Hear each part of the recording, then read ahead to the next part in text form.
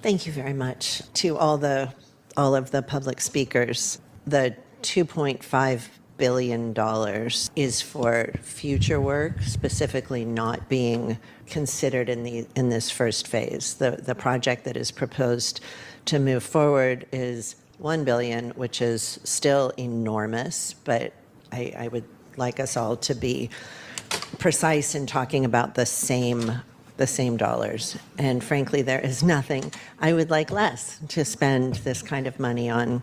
The issues that you all listed are my policy priorities, and I absolutely agree that it is not carceral facilities that make us safer. It is investments in housing, jobs, food access, childcare, education, and health care.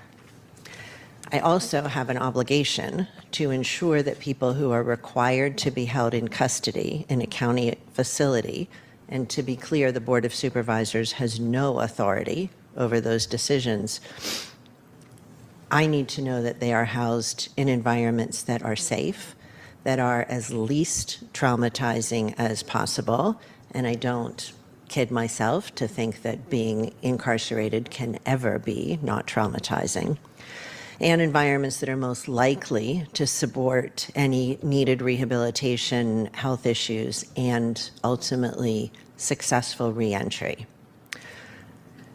To just make another clear point here, we do not have $1 billion lying around and the luxury of determining how to spend it.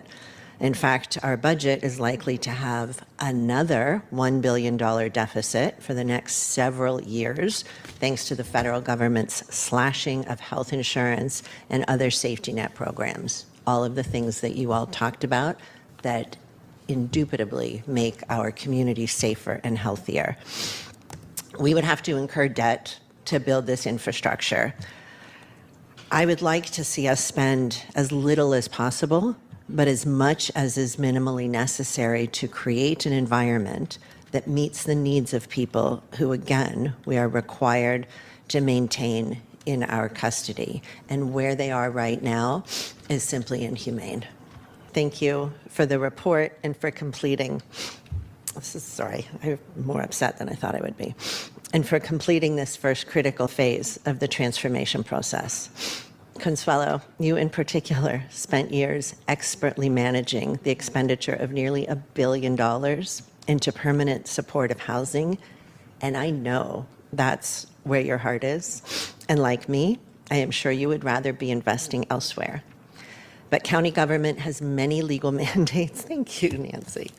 Many legal mandates, and managing a jail is one of them. If we have to have a jail, let's do right by the people that have to be there. The few questions that I have are technical, really regarding how the report should move forward to the full board. Excuse me.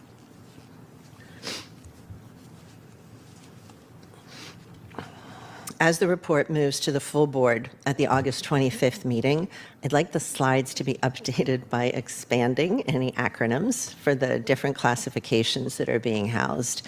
It's going to be important for us to be as clear as possible so the community can track who will be receiving services at what locations.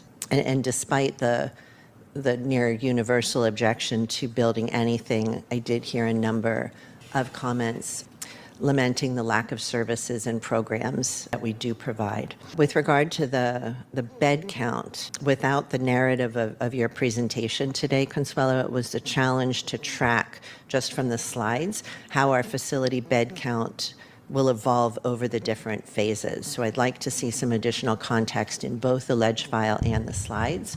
In the past, we've discussed the potential of an on-site pharmacy that would allow people in custody to exit with their medication in hand.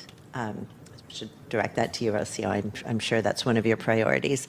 I hope that this and other services that support reentry will be considered.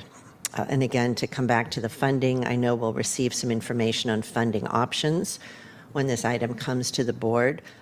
Please include information on the implications and timing considerations for each funding option. I had the opportunity to be in Sacramento County last week, beyond the actual city, and had the opportunity to learn a little bit about their process of transforming their jail facilities as well. They've just completed their community engagement process, and Laura Foster is the management analyst who leads the community engagement for their system master planning effort. If it would be helpful to get some lessons learned about the community engagement, my team would certainly be glad to make a connection for you. And I will, without joy, move to receive the report.